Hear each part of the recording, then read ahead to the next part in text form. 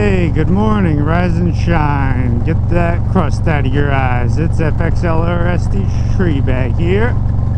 Welcome back, boys.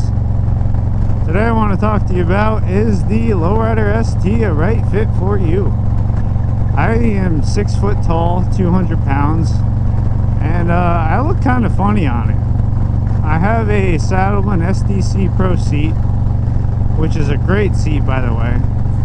But I do look kind of funny on the bike looking at some videos of myself riding. I sit a little tall. I don't know if that's because of the bar height is lower or I don't have a higher front windshield, but it is a little funny look. When it comes to my knees, they do touch the air cleaner. Air filter, sorry, which is fine. I hear that happens with a lot of bikes. I haven't had that problem with a different bike. It could just be the Ramflow air intake setup, kind of with the little like 90-degree bend thing. Maybe because of that, but otherwise the bars are okay. Sitting straight up, straight back, you can't reach. I can't reach the bar, which is a little annoying. I have to be leaning forwards, and I heard that the fix for that isn't necessarily getting a higher riser or a closer bar with a pullback. It's actually changing out your triple tree. By changing out your triple tree, it increases the angle that the bars are coming back from you, because currently they're directly connected to the forks. I could be wrong, but it has the same angle as the forks, which does not read the rider's position very well. Next, what I really don't like about the bike, what you may not like about the bike, is the brakes. I'm a big heavy rear brake user. I do not touch the front brake. I don't really see a major point in it, as that's where the problems come from. You can slam on your rear, have no issue whatsoever, but it doesn't work. That could be because of the tune. I have an odd tune. My security system's always on and the traction control's off, and as far as I know, the electronic braking's always off. So the amount of pressure I have to put into this pedal to actually get the bike to slow down is pretty substantial, most of my body weight. But if you're riding 2 up and you decide you need some brakes, that is when you need brakes. I ride 2 up with a total body weight of 360, I would say. No, that's more. 320 is the body weight I ride up at 2 up. And it's great, but the brakes need to be there. You need more braking power.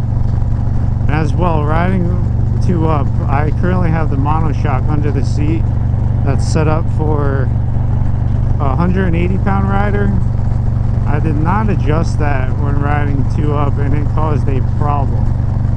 The rear fender pinched like that on the tire when I hit a bump, and that caused the rear wire harness to actually tear out of the bike, and I was dragging it on the highway. But as a good fit, it's great. If you have hip problems, that might be a concern. Getting your leg on and off the bike is a little annoying. Not too bad. But with the mid controls, a lot of the pressure is right at your hip, and you will cramp up right there. It's not pleasant, especially if you're riding a long day. You need to stay hydrated. I've seen people do front controls on these bikes, but at that point, in my opinion, why not just go get a touring bike, you know? I feel like a Softail is more built for the mids, but you can put mids on a tourer, so do what you want. You know what I mean, boys? When it comes to sitting at a dead stop, it's light, very light. Especially when you take the bags off the back, it's a whole different story. You take the bags off, you take the saddle pack off, what's up, dude? And you are, what was I saying? That dude distracted me. You take the tour pack off, you take the saddlebags off, and you're already minusing like 60 pounds. You lose another 50 pounds. That's minus 110 pounds of weight reduction you could get on this bike. That is the major bonus if this bike's a good fit for you. Do you have the space or not? It's good for cross country, it's fine for that. You don't need a different bike for that. But when it comes to storing the bike, a Softail is definitely smaller, definitely more capable of fitting in tighter spots, which is nice. I don't know what to do here. We gotta get around this guy. But boys, I'm gonna close this one out.